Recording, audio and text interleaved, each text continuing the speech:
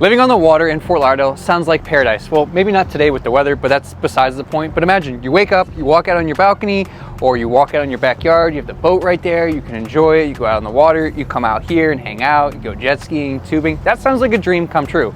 But the question that no one really asked, is it really worth it? With the skyrocketing insurance costs, the cost of just living overall, the taxes and the maintenance, does it really come down to it? So in this video, we're gonna talk about all those things that people don't really talk about when it comes to living on the water here in Fort Lauderdale. Then Dallas and I are also gonna talk about why I think actually living on the water might be the best way to live here in South Florida.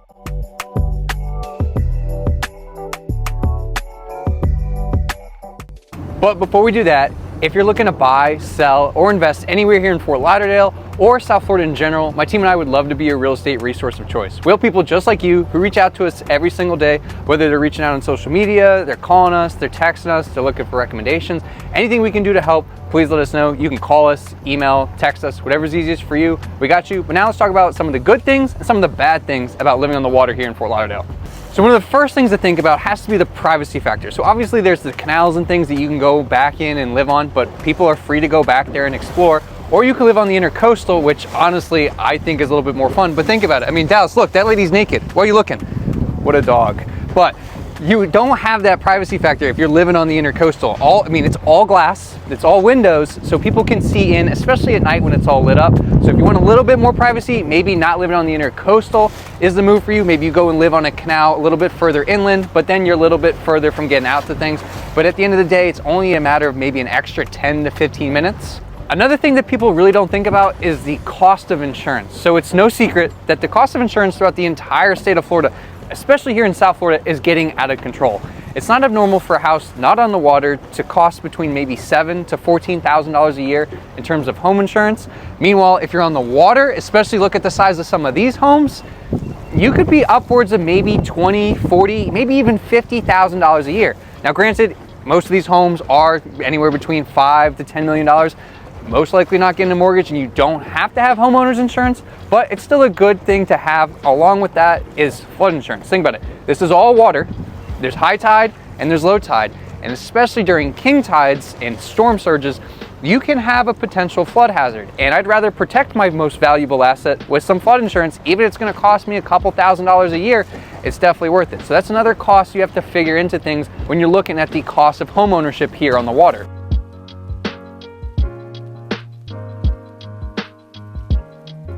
All right, that's enough with the negatives. Now let's talk about the positives. Think about it. You can go out at any time that you want and be out on the water. Like today, obviously it's not the nicest day, but we still decided like, hey, we don't want to be cooped up in the house. We want to go do something. We want to go and get out on the water. And actually a lot of people opt to go and do that. Now, most people on a day like today are probably going fishing. Now, myself, I'm not a fisherman. My brother who's holding the camera, yeah, he would be out there fishing right now, especially if he had his own boat, but my dad won't let him. That's for a different story in a different video. But besides for that, think about it. You get to enjoy life on the water. You can go out, you could be out and doing things. You can go grab a bite to eat, pull up to any of these restaurants around the water, or even head out of the inlet and just go and see the ocean. Granted, probably not on a day like today where it's a little rough, but most days are pretty flat.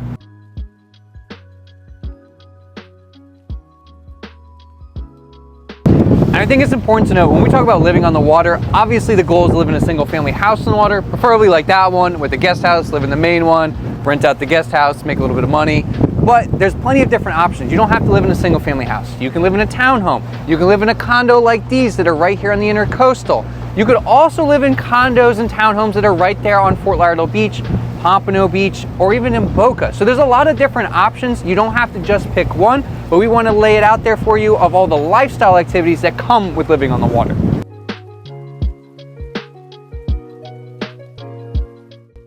Another thing to think about when living on the water here in Fort Lauderdale is the appreciation aspect of these homes. So as you can see, most of these single family homes here on the water are a little bit more expensive. It's not uncommon for these homes to be anywhere from $1.5 million to $2.5 million on that average price point. Now, can you find some right at $1 million or slightly under?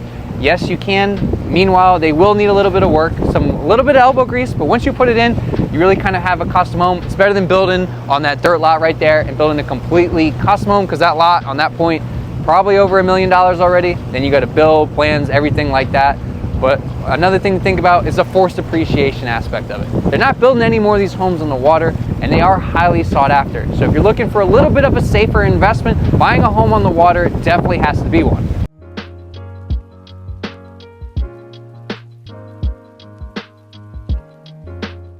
Now, when it comes to living on the water here in Fort Lauderdale, not all neighborhoods are created equal. There's a lot of different things that you need to take into consideration. And this is one of Dallas's favorite topics to talk about.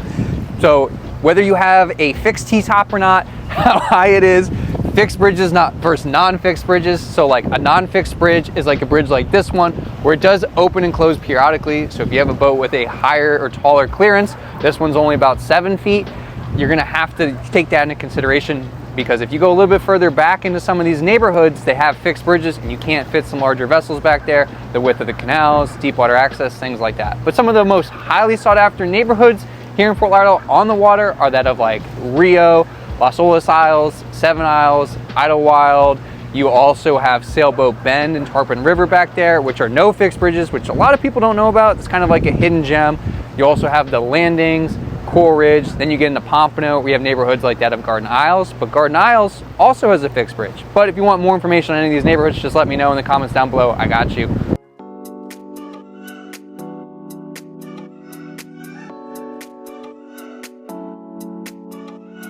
And probably the last thing to think about has to be the lifestyle factor and kind of the location, because we are right here on the water, so there's a couple different inlets to get out to the ocean.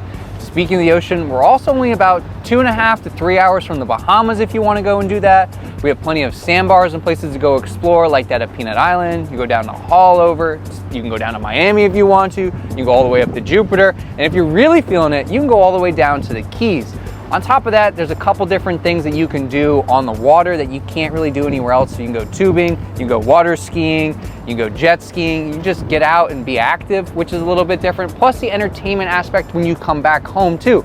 Most people end up docking their boat at home, everyone gets off, the dad usually just cleans the boat, or he has us help clean the boat, everyone else hops in the pool, you get a little barbecue going, little cold ones with the boys, watch the game, and just enjoy your Friday, Saturday, Sunday evening, or pretty much any day that ends in Y. So honestly, when you think about it, living on the water here in Fort Lauderdale is probably much better than not living on the water, or at least in my opinion. But let me know in the comments down below. Would you rather live on the water here in Fort Lauderdale, or would you rather live a little bit further west? Let me know. And if you or anyone you know are looking to bite your hands or move to Fort Lauderdale or South Florida in general, we'd love to be your real estate resource of choice. You can call us, email, text us, whatever's easiest for you, we got you.